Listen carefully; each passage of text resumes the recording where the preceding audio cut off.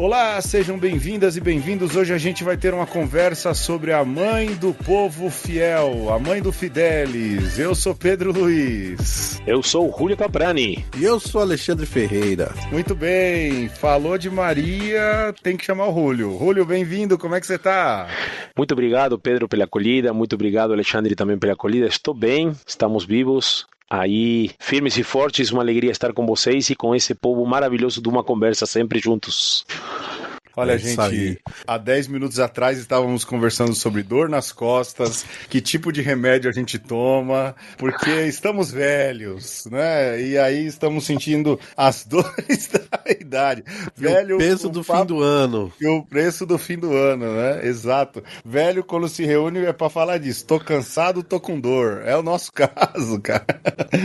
Olha aí, a gente vai falar hoje sobre a última nota doutrinal do Dicastério para a Doutrina da Fé, sobre algumas questões, alguns títulos mariológicos. Tem outras coisas para falar aí também, umas outras coisas que eu ouvi falar de Leão XIV, que Leão XIV andou falando. Mas antes de tudo, Julio, o que você tá achando desse Papa que veio da Diocese de Chiclayo, no Peru? Esse Papa peruano. Pedro e Alexandre, a todos os que nos acompanham através de uma conversa, para ser sincero, para mim ficou muito forte, muito marcante. Não consigo me desprender do imaginário da figura do Francisco. Então, quem vier, né, vai ficar pequeno, porque tinha um vínculo não só intelectual, de adesão à sua proposta de reflexão teológica, de espiritualidade, que me encantava muito.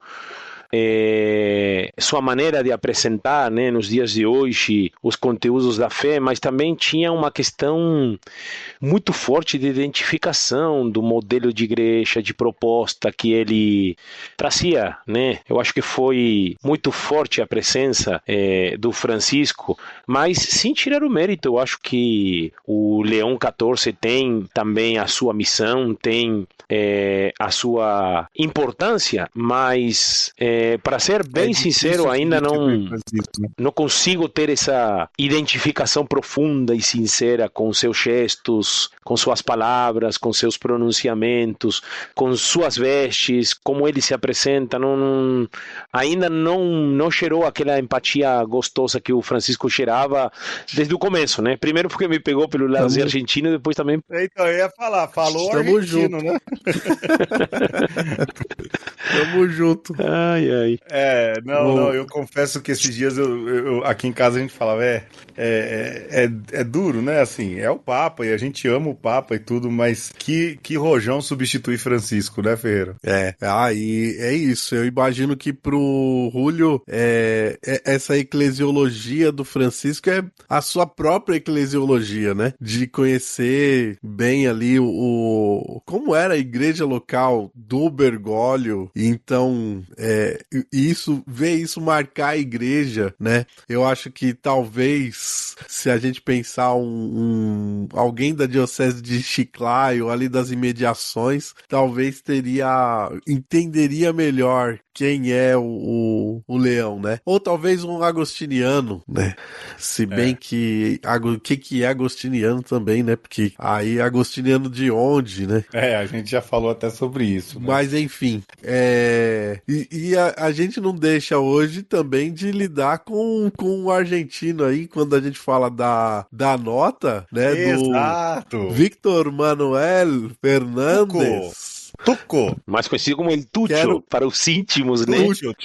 El Tucho. É um padre muito interessante, sabem? Porque ele vem do interior de Córdoba, que é tradicionalmente uma arquidiocese profundamente conservadora, com um dos seminários mais severos e estritos, que, dentre tantas figuras emblemáticas, viu surgir ao grande bispo Angeleri, que da época, né, dos grandes bispos latino-americanos foi um que derramou sangue junto com Oscar Romero, um grande mártir no território de La Rioja, que também foi padre do clero de Córdoba. E este padre, o Tucho Fernandes, foi levado pelo seu destaque intelectual, formativo, teológico para a Universidade Católica de Buenos Aires, né, para a UCA, da qual o reitor era o Bergoglio como arcebispo e foi empossado como o reitor da própria faculdade, e eles tinham um vínculo muito interessante. Eu acho que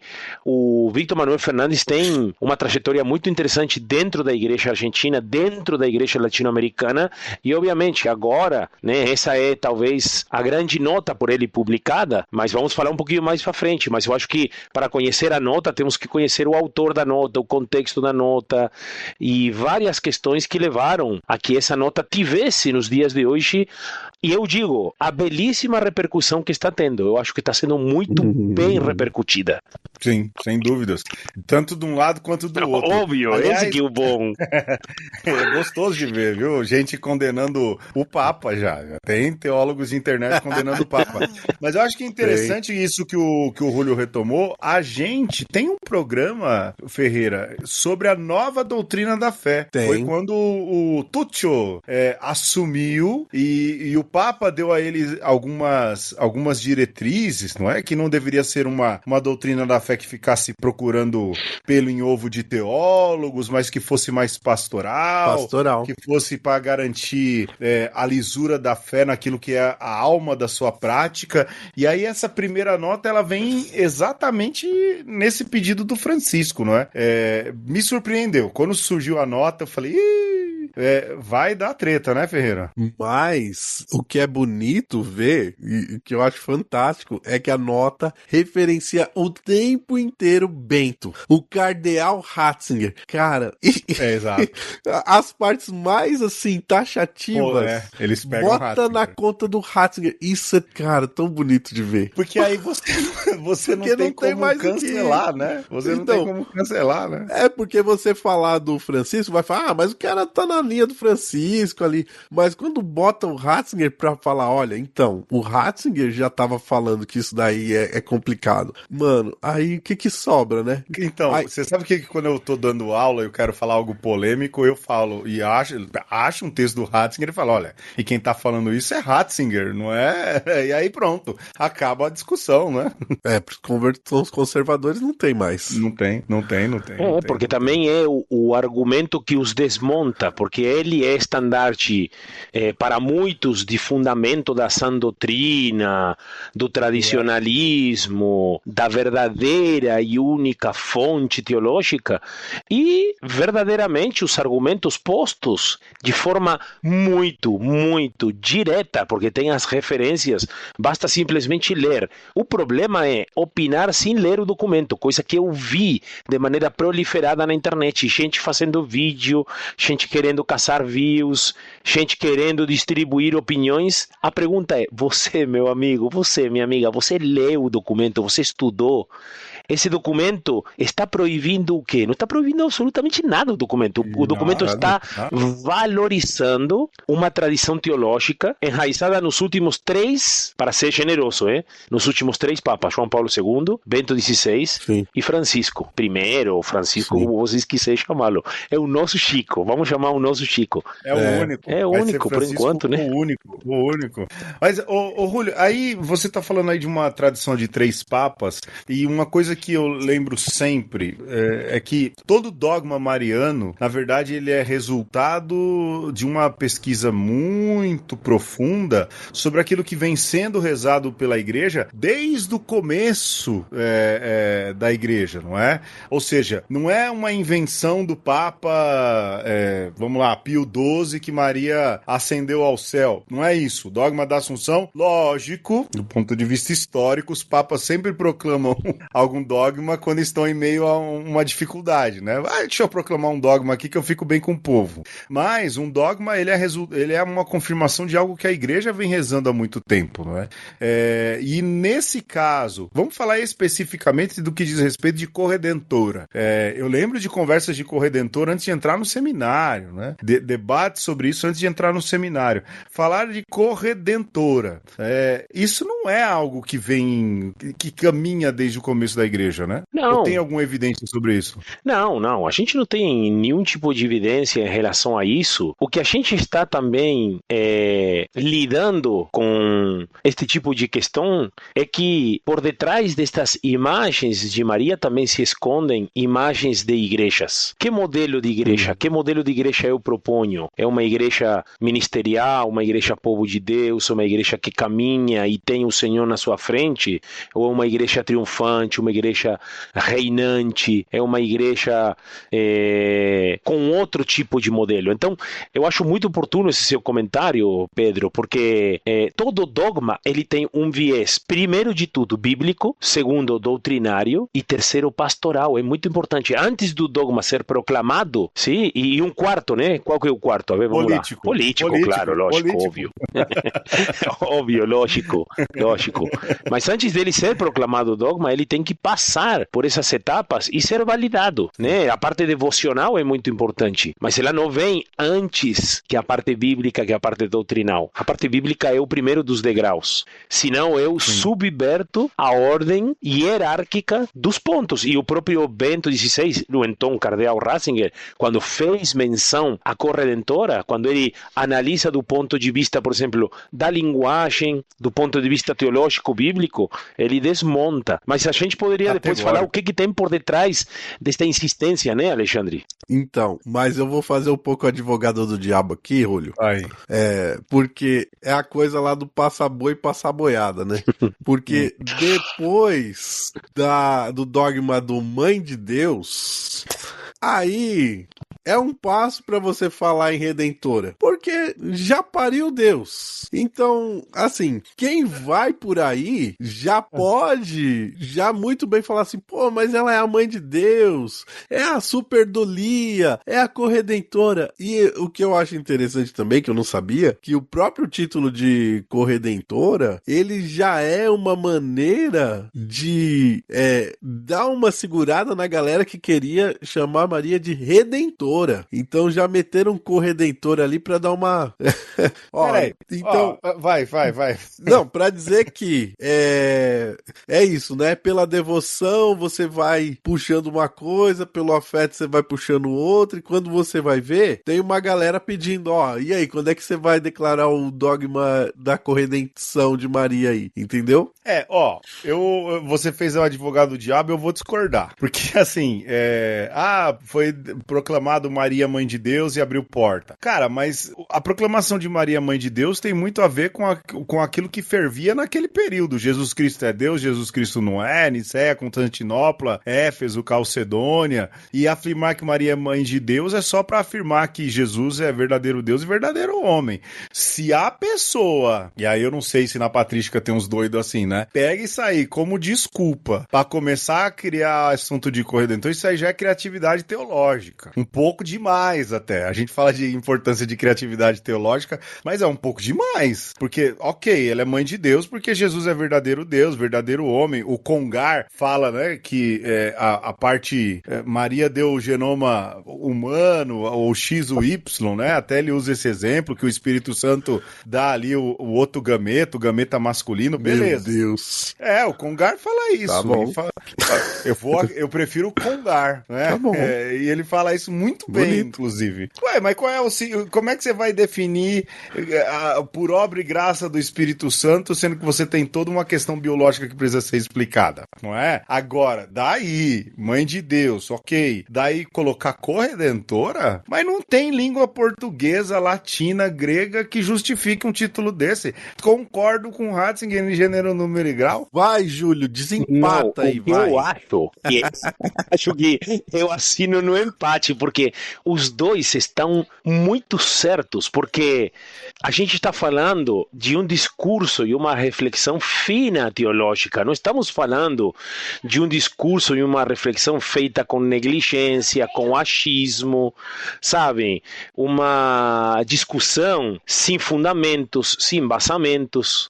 Mas vamos lembrar uma coisa, que eu acho que agora, quando vocês estavam falando, me lembro das minhas aulas com o grande Pedro Yashita, com aquela voz mansa, aquele microfoninho no meio da sala de aula, né? Olha, com licença, ele falava. E quando ele ele me ensinou uma coisa muito interessante. Quando eu tive depois a possibilidade de visitá-lo na biblioteca particular dele, ler alguns livros que ele me recomendou, ser orientado também, muitas vezes por ele, no que eu escrevia, pesquisava, ele dizia assim, na questão dogmática, nunca esqueça que os dogmas de Maria não são para falar de Maria. Eu acho que aqui está um grande ponto, uma grande sacada dessa nota, né, do Túcio Fernandes, eu vou pôr também, do Padre Galli, eu vou pôr aqui também, do querido Francisco, eu vou pôr aqui também, na Quinta Conferência Aparecida.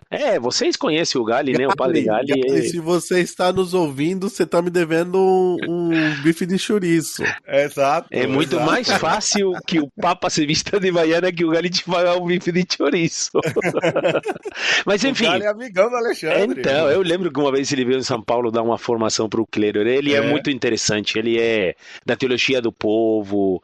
Ele é um grande pensador. Excelente. Mas retomando essa questão, não nos esqueçamos que a grande discussão é: o dogma fala de Maria ou o dogma é para apontar para uma realidade que ultrapassa Maria? Quando a gente fala mãe de Deus, estamos falando dessa figura materna como figura da igreja. Não estamos falando só, e é para falar do filho dela, não para falar dela. Exato. Então, quando a gente diz eco, esse eco já linguisticamente já é repleto de conflito. Puxa pra ela. Né? Por exemplo, eu estava falando hoje com um co-CEO que tem os mesmos direitos, obrigações que o CEO. É uma empresa que é dirigida por duas pessoas que ocupam o cargo de CEO. Eu falei, mas o outro é mais importante que você? Não. Tanto em direitos como em obrigações temos igualdade. Então, dizer que há um dogma em Maria Corredentora, só porque o povo canta Corredentora, Mãe do Salvador, Mãe do meu Senhor, o povo também canta muita coisa que não diz a respeito, né? Faz tempo, né? Por exemplo, sinto o céu se abrir e uma luz a me atingir, esfriando minha cabeça, esquentando meu coração. Cara, isso aí é cantado aí nas igrejas, aí você fala, cara... Bonito, pô. Bonito. Alô ao Padre Cecinho, alô ao grande, né? Ao grande escritor Padre Cecinho. Maior teólogo que o Brasil tem. Não tenha dúvida. Maior teólogo que o Brasil tem. Maior teólogo. Mas, gente, isso é importante. Vou contar pra vocês, eu tenho um aluno que é protestante, da Igreja Batista, e um dia terminou a aula desse curso de religião, ele chegou pra mim e falou assim, professor, vou fazer uma pergunta que eu nunca fiz de verdade, mas quem é Maria pros católicos? E eu falei pra ele, Mateus, cara, quem é Maria? Maria tá no capítulo 2 do Evangelho segundo João, e ela fala, eles não têm mais vinho, e diz aos empregados, fazei tudo aquilo que ele vos disser. Essa é Maria. Maria está nos capítulos, no começo do Evangelho segundo Lucas, é aquela que troca uma ideia com o anjo, é aquela que vai lá para Isabel, que canta o Magnificat. Maria em João tá lá também no pé da cruz, e Jesus diz, mulher, eis aqui o teu filho, filha, eis aqui a tua mãe, e Maria tá em Pentecostes. É tudo que a gente sabe de Maria. E tudo que a gente sabe que Maria falou é isso. E toda vez que Maria se refere a alguma coisa, ela se refere a Jesus. Então, no cerne, para te dar uma resposta teologicamente correta, Maria é aquela que aponta para Jesus. A vida dela é o que é por causa de Jesus. E se há todos... Aí eu falei, você conhece os dogmas marianos? Não. Aí fui explicando, né? Virgindade, primeiro, Imaculada Conceição, virgindade perpétua, e explicar para esse povo, como dizia o Matias Grenzer, que não tem a ver com ímen, não é? Não é uma questão de ímen, é uma questão de santidade, de castidade. E aí fui explicando os dogmas. Eu falei, mas todos eles se referem a Jesus. Não é Maria por mérito próprio. Os méritos são de Jesus. E a humanidade. Sim, e a humanidade, sem dúvidas. E aí a gente, às vezes, esquece. Eu lembro do Manzato falar do cerne dos dogmas, né? Não sei se o Rúlio pegou isso. O Manzato falava assim, tem lá o dogma da Assunção de Nossa Senhora. Você acha mesmo? Ele falava, né? Naquele jeito dele, meio de interiorano. Você acha mesmo que os anjinhos pegaram Nossa Senhora pelo manto e foram subindo assim, que tem que estar na imagem? Não. qual é o cerne do dogma? E se você lê a proclamação do dogma Maria não conheceu a corrupção da morte. É esse o cerne, não é, Rúlio? Sem e é dúvida. Isso que às vezes é deixado de ler, né? Sem dúvida, sem dúvida, sem dúvida. Eu acho que isto aqui também nos faz voltar àquilo que é de essencial nesta figura tão importante para a comunidade primitiva e que continuou sendo ao longo da história, que é Maria de Nazaré. Porque eu dizer que ela é medianeira, que ela é corredentora, que ela é mãe de todas as graças, depósito das graças, como o documento deixa bem claro, orienta. Qual que é? Primeiro de tudo, temos que saber que esse documento não é um documento que foi proclamado pelo Papa como um dogma, como uma verdade, mas o documento orienta, é um documento que tem uma preocupação pastoral para evitar exageros, né? É uma nota. Claro, quase de rodapé. Exatamente, é uma nota, mas na Mariologia, Alexandre e Pedro, vocês sabem muito bem, porque vocês estão vinculados até hoje com essa reflexão, há dois grandes perigos, que são os perigos maiores que a Mariologia perpassa, que é o minimalismo, tirar Maria de tudo, e o maximalismo. Isso aqui aponta de cheio contra o alvo do maximalismo. Enfiar Maria onde não tem, Nossa Senhora do leite materno, Nossa Senhora do bom prato, Nossa Senhora da sandália havaiana, sabe? O povo é muito criativo, se você deixa,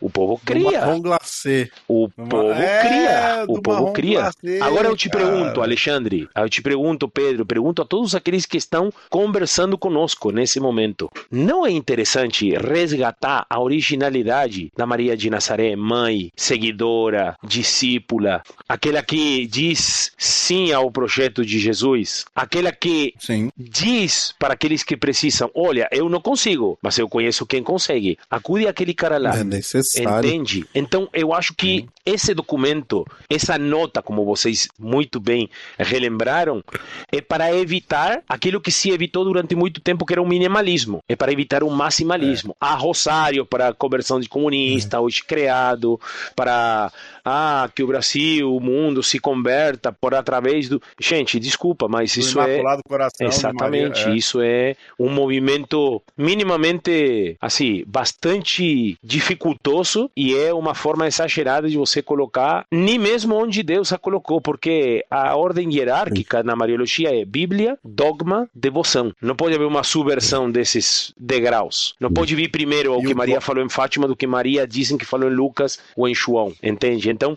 eu acho que é uma sacudida essa nota para voltar ao essencial da Mariologia, para voltar ao essencial do seguimento de Jesus. A figura de Maria como discípula, seguidora e missionária. E nem é o que Deus quer e nem o que Nossa Senhora quer.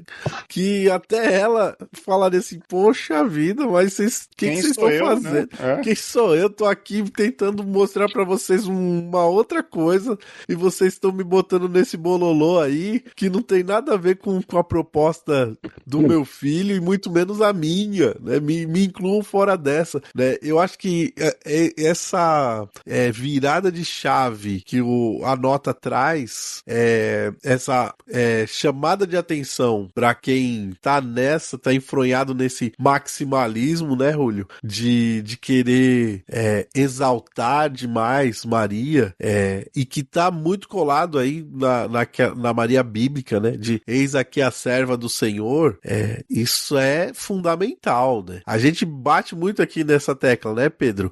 No exaltar o Magnífica, né? No lembrar que Maria é essa pequenina de Nazaré, que nós a amamos e a veneramos exatamente pela sua humildade e porque a gente consegue se achegar a ela porque ela é humilde, né? E aí a gente não tem medo, a gente pode falar, poxa, é uma igual a gente, é uma igual tantas Marias que a gente conhece. Então, essa chamada de atenção é fantástica, né? Eu tô pensando aqui naquela música e vem, mas eu acho que eu tô com a letra errada, né? E vem correndo entre nós, Maria de Deus, não é correndo entre nós, cantando, né? pô. Ela vem cantando. Mas Maria, então, nessa história não passa mais na frente, né? Não passa mais, né? Depois dessa Maria nota, passa na frente. Maria não passa mais na frente, não, né? Ela não quer passar na frente. No máximo vai junto, no meio. No máximo, no meio. Caminha junto, né? Eu acho que as músicas, os hinos, hinos que as comunidades cantam, né, nas suas procissões para honrar, para louvar Maria, tem também um viés catequético, instrutivo, que às vezes é a única formação que o povo tem, sabe? Maria de Nazaré, do Padre Cecinho, Maria da minha infância, a história de Maria. Essa música é perfeita. São verdadeiros tratados, né, que não são tão comercializados, mas pensemos, por detrás desta iniciativa, não pensem, porque vou fazer uma pergunta, vou levantar um questionamento, sim? Vamos pensar que chegou ao Vaticano, eu estou sabendo, mas pensemos que isto aqui é uma suposição. Caminhões de caixas, de assinaturas, de igrejas locais pedindo a proclamação do dogma de corredentoras, principalmente vindas dos nortes dos continentes. Isso aqui é uma resposta a esse pedido há muito tempo, né, que vem sendo feito, inclusive mesmo antes dos franciscanos terem conseguido a proclamação do dogma da Imaculada, né, com um grande movimento franciscano, já existia dentro da própria igreja este desejo, este movimento de proclamar corredentora, medianeira, a Nossa Senhora. Então, pensem que isto também é uma resposta. Assim, na gramática a gente chama de ponto final, ponto parágrafo. Desse assunto não se fala mais. Perfeito. Entende? Porque não há...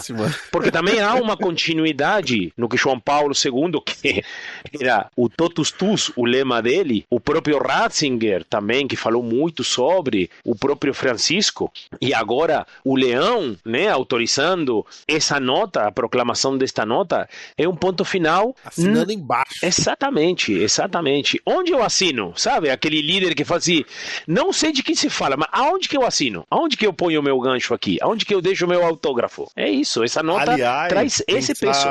Aliás, vamos já pra musiquinha, mas pensar nisso, né? Essa nota assinada aí, confirmada pelo Leão, e a de Lexité, eu acho que de certa forma na timidez, no jeitinho do Leão, que a gente falou lá no começo do programa, pelo menos até agora ele diz pra que veio, né? Opa. Tô aí, ó, vou tocar no vespeiro, sim, vou já resolver umas coisas, vou falar que eu tô aí na esteira de Francisco e o meu primeiro escrito vai ser sobre os pobres, e colocar pobre e o cuidado com os pobres quase num ponto dogmático, embora seja uma exortação pastoral, né? Mas ele assume aí o mesmo conteúdo programático do Francisco. Eu ouvi, e aí, Ferreira, a gente já vai pra musiquinha, certo. Eu ouvi, diz que sai um livro, se eu não me engano, na Espanha, eu acho que a BBC que colocou. Eu não sei como é que essa galera tem acesso a essas questões de conclave, né? Mas diz que o Prevost já saiu na frente na primeira rodada, porque de certa forma o Francisco já tinha falado, esse é o meu filho amado no qual eu ponho o meu agrado. Escuta, mas assim, já que estamos conversando, eu também ouvi uma conversa uma vez em Buenos Aires, que quando ele era superior dos agostinianos, os agostinianos não estavam muito bem quistos pelo Bergoglio lá não, então era uma relação que foi se construindo e que foi se dando ao longo do tempo. O Bergoglio chamou várias vezes a atenção dos agostinianos. Eu conheço a paróquia deles e eu acredito que, de fato, o Prevost saiu na frente porque tinha, né, a venha e a bênção do Francisco já há muito tempo. Se não tivesse chamado para o dicastério para os bispos, se não tivesse feito essa ascensão astronômica em tão pouco tempo dentro da política eclesiástica, né? Aliás, voltando às fofocas, disse que o Prevost, quando o Francisco foi eleito, que disse que eles tinham mesmo uns arranca-rabo federal, porque ele era o superior geral dos agostinianos, não é? Ou era provincial? Não, era superior geral, era geral mesmo naquela época. Era geral, né? E aí disse que o Bergoglio exigia umas coisas da paróquia, eles não davam conta, e disse que o Bergoglio dava uns passa-moleque nos agostinianos, em especial no superior geral, diz que era treta mesmo. E dizem, e isso aí eu acredito que seja verdade, que quando o Francisco foi eleito, diz que o Prevost virou pro lado, assim, de quando tava, falou assim, pelo jeito eu não vou ser bispo nunca mais. Né? É isso mesmo, isso foi dito. Isso foi dito. Não vou ser bispo nunca mais. Isso foi dito. Não, vai não. Foi nomeado bispo, foi nomeado cardeal, foi nomeado, né? Eleito papa. Enfim. Eleito papa. Ferreira, e aí tem mais coisa do Prevost, né? Do Leão que eu quero falar no comecinho aí quando voltar, porque o Ferreira vai falar da musiquinha, né, Ferreira? Vou falar da musiquinha. Muito boa essa música, meu Deus. Nossa. Boa. Depois, O quando você me Júlio- mandou a explicação, cara, eu achei boa. fantástica. Como você fez o isso? Júlio... Cara, eu uso uma plataforma chamada Suno, suno.com. Que isso? Agora né, eles... Julio? Aquela conversa antes do programa, né? Maravilhoso, cara. Eu preciso ficar mais atualizado com isso aí. Que é isso? E, Júlio, você tava falando aí do ponto final, eu trouxe a musiquinha que é exatamente o ponto começo, né? A letra maiúscula do parágrafo, porque a nota fala que o primeiro registro do Corredentora é um hino, né? Do século XV, e vou problematizar um pouco a questão do século XV, em Salisburgo, né? Que é a região da Áustria, né? Se eu não me engano é isso.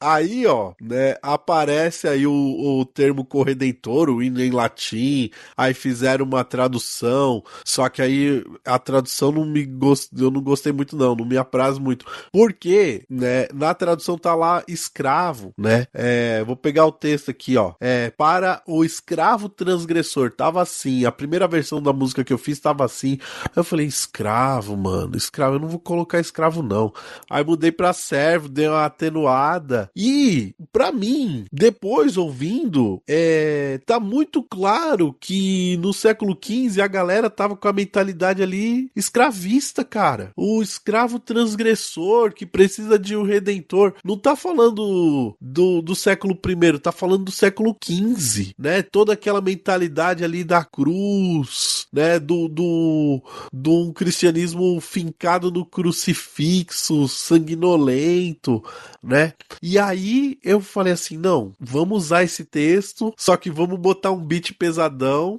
né? Vamos botar ali Maria ressoando ali e deu no que deu. É o hino do século XV de Salisburgo, editado e atualizado para o século XXI. Bora!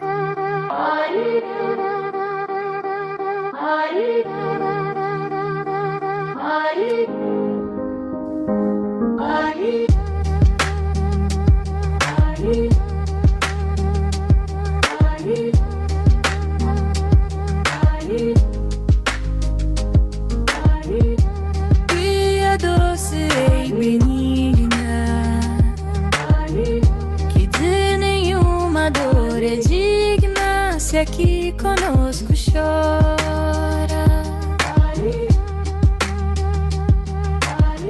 sofrendo com o Redentor, para o servo transgressor se torna corredentora.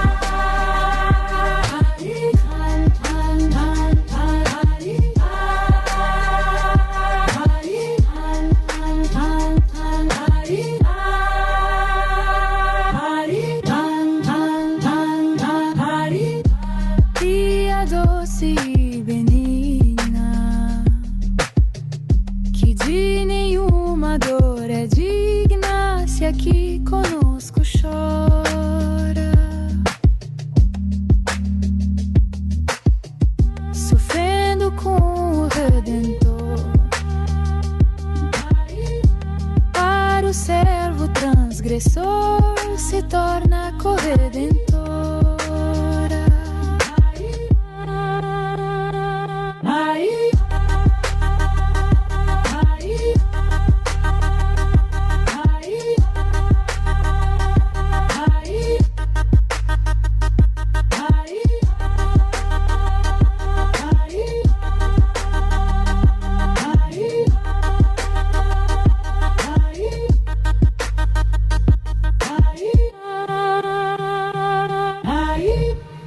E no episódio de hoje nós estamos falando de Nossa Senhora. E aí quando a gente fala de Nossa Senhora, vem o Júlio Caprani nos ajudar e já falamos do que se trata a nota doutrinal da Congregação para a Doutrina da Fé. Já falamos aí os bastidores, né, de Leão, do Túlio Fernandes, que é o cara à frente dessa congregação hoje em dia, que antes era o Ratzinger, agora tem o argentino.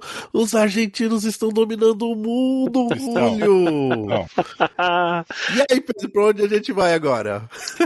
Então, eu queria falar rapidamente, agora, 13 de novembro, o Papa teve uma audiência com a galera do Dicastério para a Causa dos Santos. E aí, rapaz, olha, eu não sei se vocês viram, ele falando, ele andou ouvindo uma conversa, né, de novo, porque daquele miticismo e misticismo, porque ele falou, olha, a gente precisa tomar cuidado com essas revelações pessoais aí, com essas revelações particulares que se tem aí, porque se elas não têm humildade, não se submetem à igreja, elas são enganosas, né? A gente já falou sobre isso, mas agora com o Júlio, acho que é uma época da gente reforçar, porque eu lembro que no meu feed, cara, do Instagram, esses dias apareceu um cara que via Nossa Senhora. Aí eu entrei no perfil, né, e ele fica lá com um terço e fazendo sim, escrevendo umas coisas, tipo, mega aleatório, sabe? E parecia um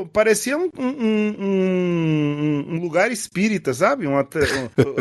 Parecia que a pessoa tava fazendo psicografia, né? É muito curioso. E vai gente, né? Tem a tal da aparição em Jacareí, aparição em tal lugar. Já ouviu falar, Júlio? Já ouviu falar dessas aparições aqui em Jacareí? Sim, já ouvi falar muito e sinceramente tem que ser acompanhadas, né, com muito critério. De fato, sempre quando surge alguma manifestação, a princípio humana, né, porque também é muito, muito complicado você dizer que é uma manifestação extraordinária, a própria igreja local monta uma comissão com pessoas espertas, com olhares multidisciplinares, psiquiatras, sociólogos, historiadores, teólogos, né, porque é muito importante.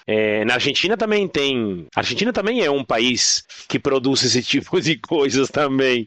Lá em Salta, que é um estado norte, bem norte da Argentina, a Nossa Senhora dos Cerros. Depois também a gente vê que por detrás dessas manifestações há também uma mensagem profundamente política. Fátima é o claro exemplo disso, né? Fátima é um claríssimo exemplo disso, né? Exato, e não à toa João Paulo II abraça Fátima com os dois braços, as pernas, o coração. Depois, né, coitado, sofre um atentado bem no dia 13 de maio. Mas um dia a gente tem que fazer um programa sobre João Paulo II. A gente vai ser o último programa de uma conversa. Meu Deus. A gente vai falar tudo que a gente tem pra falar de João Paulo II e a gente some, que a gente vai apanhar, não é? Verdade. A gente vai apanhar. São João Paulo II. Vocês não vão falar Santo Súbito? Não. Ou Santo Subito, como gritávamos que não sabíamos falar italiano na Praça São Pedro aquele dia. Santo Súbito é Francisco, hein? Esse é Santo Súbito. Quero ver. O Prevost vai ter tempo suficiente no pontificado para proclamar Francisco Santo. Se ele não fizer isso, eu dou a demissão dele. Mas isso é muito verdade, Júlio. O contexto de Fátima, a mensagem de Fátima e o quanto João Paulo II catapulta ainda mais por causa do conteúdo anticomunista da mensagem de Fátima, né? Isso aí é muito real, né? Aí tem Medjugorje também, né, Ferreira? Eu nunca sei qual é a treta. Eu sei que tem vidente no meio. Tem. Sei que a galera que puxa muito esse negócio da medianeira de todas as graças, né? E eu sei que o Vaticano já mandou gente lá pra dar uma segurada, falar, peraí, né? A coisa da grana rola pesada lá também. E aí eles tentam minimamente moralizar Medjugorje, né, Julio? Sim, uma vez eu estava voltando para Bolonha, acredito, e encontrei no trem um mundo de jovens que estavam vindo de peregrinação e eles atribuem as neoconversões aos milagres das peregrinações de Medjugorje, porque a Nossa Senhora da Paz, aquela que restaura a paz, é uma mensagem muito intimista, né? Porque também surge naquele contexto de guerra, de divisão, de Iugoslávia, Croácia, enfim. Mas assim, todas elas têm uma particularidade. Você pode ver que quando fala mais de Maria do que o projeto trinitário e da própria igreja, a igreja volta atrás, fala, não. Aqui vamos dar uma segurada, vamos dar uma estudada, porque se Maria apareceu para falar mais dela do que da igreja, do que da Trindade, eu acho que essa não é, pelo menos, o que condiz com a história de Maria de Nazaré. Por isso, assim, a grande questão, eu acho que essa nossa conversa é encantadora por isso, porque ela suscita mais reflexão do que resposta. Se trouxesse mais resposta do que pergunta, ela não teria nenhum sentido. Por isso, assim, a grande questão, eu acho que essa nossa conversa é encantadora por isso, porque ela suscita mais reflexão do que resposta. Se trouxesse mais resposta do que pergunta, ela não teria nenhum sentido. Então, Julio, agora, você me deixou uma pulga atrás da orelha 2 vezes, cara. Primeiro, ao falar, ao lembrar, ou ao trazer, não lembrou não, trouxe e me deu uns insights aqui legais, viu? Da questão política das aparições, dos dogmas, mas também das aparições, né? E aí, eu não sei se foi no programa ou se foi antes que a gente estava conversando sobre a questão estadunidense, o desejo estadunidense em fazer uma força, uma corrente para proclamar um 5º dogma acerca de Maria, né? Agora, com conspiracionismo ou sem, tretas de bastidores, Julio, mas por que tem esse interesse tão grande em proclamar um 5º dogma? Qual é a intenção aí? Eu acho que isso fala muito também da cultura do país, né, de pensar que até agora, por exemplo, se você me diz o nome de um grande teólogo estadunidense, você não tem de destaque, me fala uma figura emblemática da Igreja Católica. A Igreja dos Estados Unidos foi conhecida até então por grandes escândalos, sim, foi ultra mega conhecida no mundo por inúmeros escândalos de inúmeras espécies, gêneros e tudo que você pode encontrar no meio disso. Agora, há um movimento muito grande que provém há décadas e que certamente encontrou eco agora dizendo, já que o Papa é nosso conterrâneo, é agora ou é nunca. E também há grupos de muitos bispos que têm como missão chegar à elevação da proclamação deste 5º dogma. Mas o próprio Ratzinger, quando prefeito para a Congregação da Doutrina da Fé, ele mesmo diz, não tem nenhum tipo de sentido e fundamento continuar com essa conversa, com essa proposta, porque não vai levar a lugar nenhum, né? Então, eu acredito que tem um interesse também da igreja estadunidense limpar um pouco a sua imagem pública e alcançar, talvez, através de um representante legítimo, que é um Papa norte-americano. Isso, tudo bem, por questões burocráticas ele se fez peruano. Não conheço muito a história do Prevost para saber se ele era um grande missionário que aderiu à cultura peruana e se sente peruano até a sua medula óssea, como por exemplo, eu sou argentino de nascimento, mas eu me considero brasileiro de coração. Julio, mas ele se naturalizou peruano. Mas para ser bispo, né, Pedro? Você não tem como ser bispo se você não é naturalizado. Mas enfim. São as concordatas, né? Vamos acreditar que ele é um cardeal peruano. Vamos acreditar. Não vamos dar cartaz pra esses caras, não, né? Mas cara, de fato, né? É uma prepotência eclesial, inclusive, inclusive, dos caras achar que emplacando um dogma... Aí, tô falando, né? O Ney, nosso professor de história eclesiástica, dizia isso. Saudade, Ney, hein? Saudade, Ney. Um papa, quando tá em crise, mete um dogma pra quê? Pra ganhar o povo, né?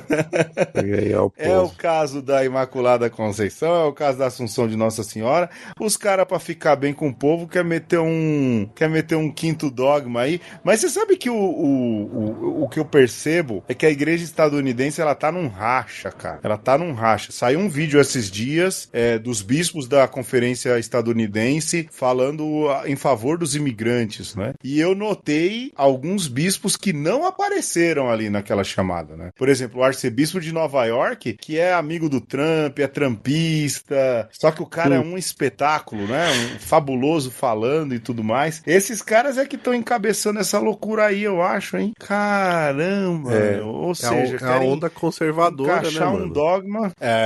E outro, eles são minoria lá, né? O bispo de Nova York usa todos os arreios episcopais possíveis, você não tem noção. Onda e eu conservadora. me espanto, viu? Caramba, né? Além Tá da aí, onda conservadora, tentando emplacar Maria tem como corredor.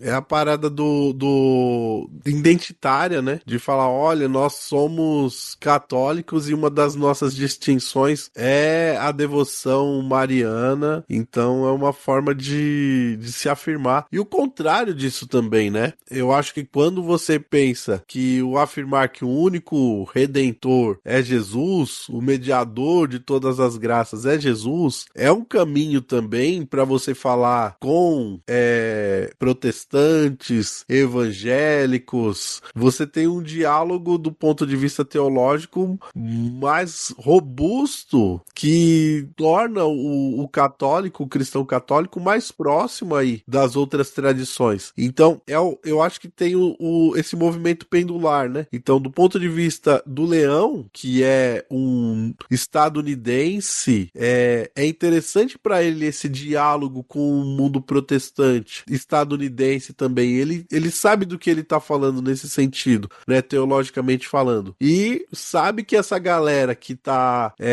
batendo na tecla de um dogma mariano aí, da corredenção, da Maria Medianeira, tá tentando mostrar que, olha, a gente é isso, a gente é católico e a gente se distingue do resto do cristianismo, ou daquilo que se pretende cristianismo, porque entre essa coisa de quem é o autêntico, né?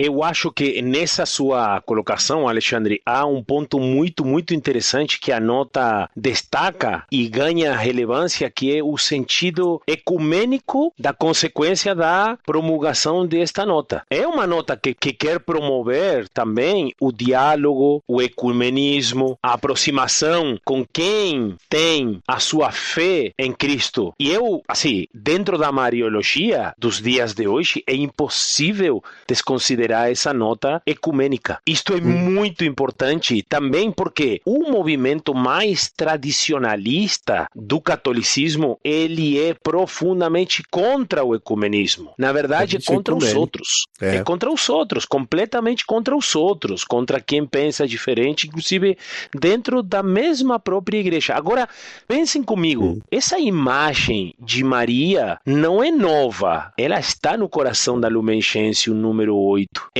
O Papa e o Túcio Fernandes e essa nota é como dizer, Concílio Vaticano II é a nossa bandeira, é o nosso estandarte. Nós somos a igreja do Concílio Vaticano II. Nós queremos propor esse modelo de igreja sinodal, peregrina, missionária, materna, que isso é muito forte, as notas da igreja, né? Então, falar de Maria, meus amigos, não é para ficar nela, não. Falar de Maria é para falar da igreja, é para falar da Trindade, é para falar de um monte de coisa menos dela. E eu vi alguém falando, finalmente terminaram a redação da Lumen Gentium, né? Excelente. Olha, Pedro, excelente observação.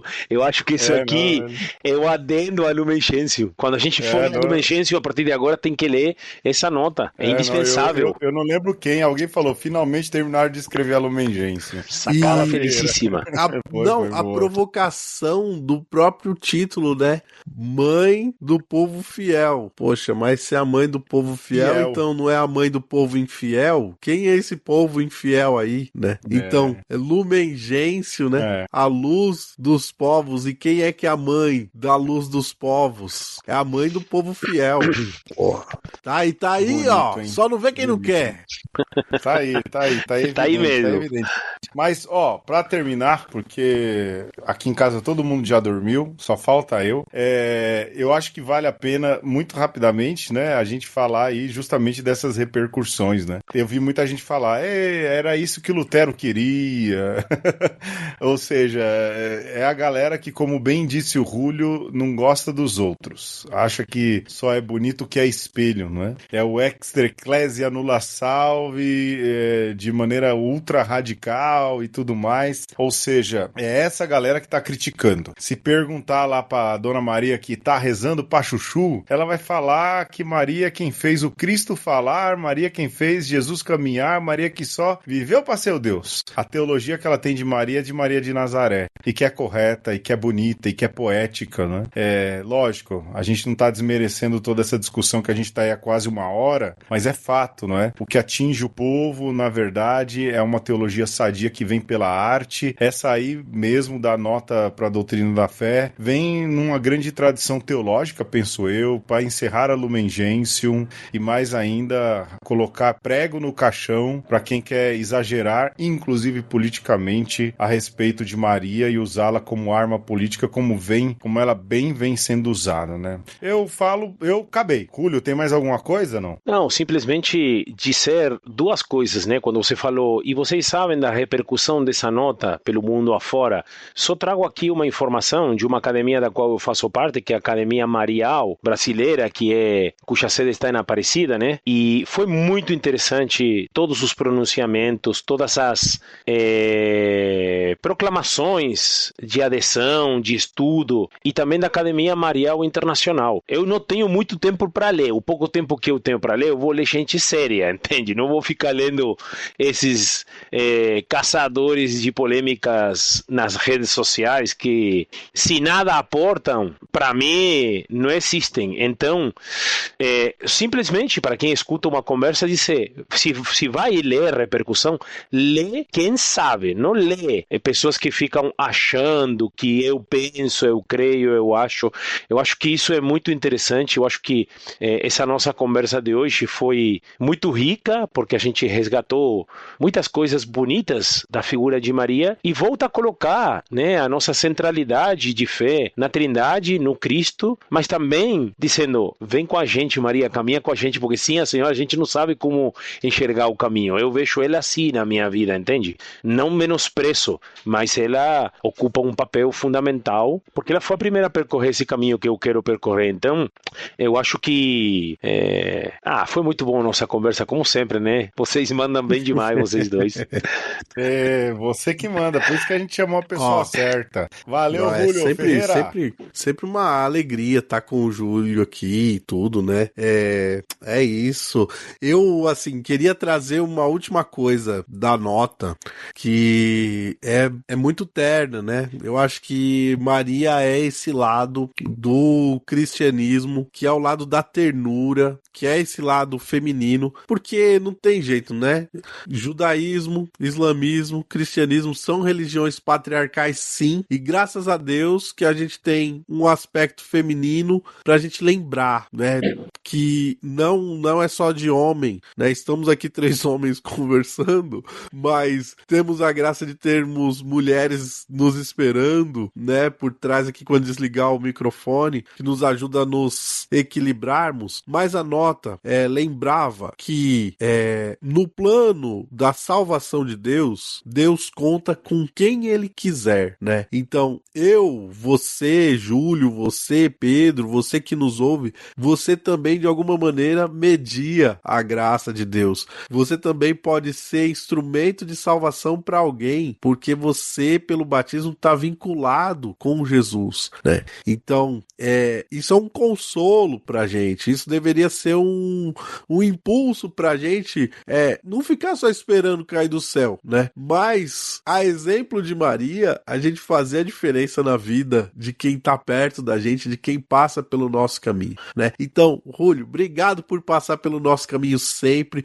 por se manter conectado com a gente. E é isso, né? A gente vai terminando por aqui e as portas estão sempre abertas. Se você quiser mandar uma mensagem pro Júlio, também manda na caixa de comentários ou nas redes sociais ou na plataforma digital lá. A gente faz chegar no Júlio, tá bom? E é isso, um beijo, gente. A minha sogra elogia.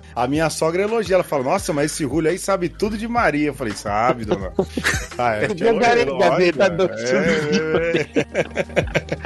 Olha, Julio, o Alexandre desejou um beijo, então nos dê um abraço, Julio. Um forte abraço, meus irmãos. O abraço é restaurador e um forte abraço para vocês. E um aperto de mão para vocês. Até mais, valeu, Julio. Valeu, Ferreira, até mais. Valeu. Para o servo transgressor se torna corredentora.